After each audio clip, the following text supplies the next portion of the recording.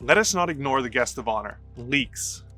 Simple and at the same time complex, they deserve more comment than they regularly receive.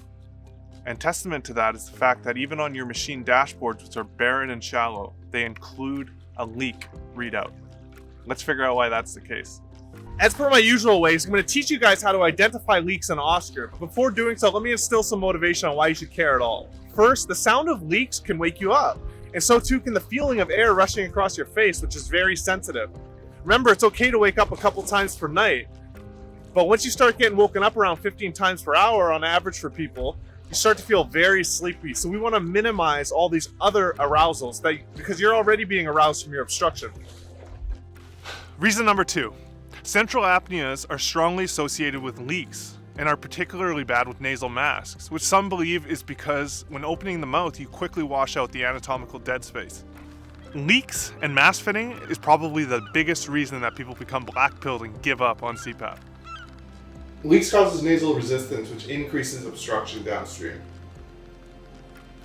Also, the detection of obstructive events is compromised by leaks. So if you're on APAP especially, it could be delivering a pressure which is actually below what's needed. And your machine may not be actually flagging all the vents correctly, and you may be getting an AHI readout which is lower than what's actually true. So what are some things that actually make leak worse? Well, skin oil, we know, makes leak worse. So if you can wipe your mask off, especially where it contacts the skin every morning, that's ideal. Worn out masks, tubing, or connectors could all be contributing, so make sure to check those once in a while too. Because most machines compare inspiration and expiration volumes, aerophagia, that is swallowing air, could actually be contributing to your leak profile, which is something worth investigating or at least keeping in mind. What else makes leaks worse? Full face masks, sleeping on your back, REM sleep, older age, BMI, nasal obstruction. Also, just to keep in the back of your mind, APAPs we know on average deliver a little bit lower pressure, and we know that higher pressures cause leak. So APAPs could be part of a multivariate equation for finding a solution to getting rid of leaks. I mentioned, full face masks on average have a higher probability of inducing leak. But it doesn't mean don't use a full face mask. And actually, in a lot of cases, using a full face mask can eliminate the leak that we're seeing, using nasal masks or pillow masks from opening your mouth. So again, it's all specific and should be addressed on a case-by-case basis. All right, let's jump into Oscar and I'll show you what to look for. There really isn't much to it, but Oscar is more sensitive than what the machines give you. So it's worth learning. So first important note, consistent leak like this, where it's not really traveling up and down or volatile and all over the place, we're not as concerned about. It's really about the change in leak that we see, or if leak is just way too high. And you can see over here, there's quite a bit of change in leak. There's variance in it, and it spikes up. And what coincides with that is all of this sleep-wake junk breathing waveform that we can see up here. So it's very clear that there's an arousal here and there's a significant change in the leak rate. So here's a second good example. There's consistent leak, very little variance. But then over here, there's a little spike up that coincides with all of this sleep-wake junk or arousal waveform. And you can also see that there's some snoring here, which could have been contributing as well. Something like this is probably the absolute last thing that you want to be seeing. This is just horrendous leak. We have tons of large leaks, which are highlighted by the gray across the graph. And a lot of the leak is above 24 liters per minute, and it's all over the place. It's super volatile. It's present for the entire night. This is just terrible. Here's another relatively good night. You can see very consistent and low leak for the majority of the night. These spikes, these are indicative of either your mouth opening if you're using pillows or a nasal mask, or you're probably moving into another position that sort of opens up the mask to a significant degree. A good way to determine if leaks are problematic for you is to see if there's coinciding abnormal waveforms, just like this. These are dead giveaways. You want to eliminate these as much as you can. And the idea with leaks is much like, it parallels the idea with obstruction. You want to completely eliminate the variable, right? Because everyone has a different threshold of arousal.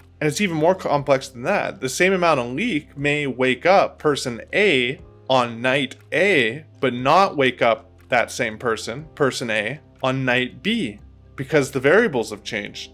Maybe they're more tired, maybe they drank alcohol. There are so many inputs here, and the idea is to get control of them, to to eliminate them as a possible source of disturbance and bad sleep.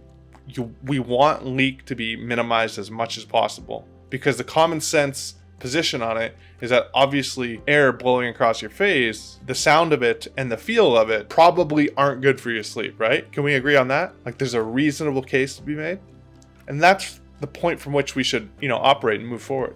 Again, another very good leak night. Little tiny note too, you want to make sure that your y-axis is consistent across graphs. So if you're trying to compare 2 days, just make sure that the values go to the same amount, right? Or else you can start to, think you're seeing something that's not actually there. You can see this leak rate is super low and consistent. It's below 5. This is great. There's a little bit of flow limit. But overall, this is a relatively good night. You can see there's a spike up here, but that's right at the same time that the session's ending and starting, so not too concerned. Here's another not so great night. You can see it's somewhat consistent at the beginning, and it's also, the breathing up here is also consistent, but then you can see it starts to get really volatile, like a roller coaster, up and down and up and down. That's the worst. That's what you don't want to see. Again, absolutely horrendous night. A lot of volatility in this leak, and we have large leaks, and it's all over the place. This night was pure purgatory and suffering, undoubtedly. Here's a very clean night and something that's worth aiming for. You can see there's basically no leak at all, except for this huge spike right here.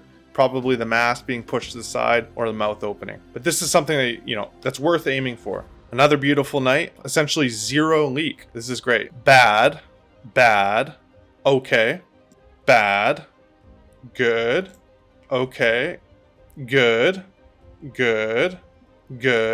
bad, terrible, bad. As you guys can see, it's not rocket appliances, but some of the more bigger changes are you get a different mask, or you readjust the size of the current mask that you have because they come in different sizes, right? A leak video would not be a leak video if I didn't also mention chin straps, particularly the Knightsbridge one. I have no financial affiliation with them, or the soft cervical collars. These can work wonders for people in keeping their mouth closed and, in extension, avoiding leak. There is no clinically significant threshold for leak, okay? So don't look for one. This all ties back into the philosophy which I'm trying to push towards you guys, and that medicine is patient specific and tailored. One leak rate may disturb patient A, but not disturb patient B.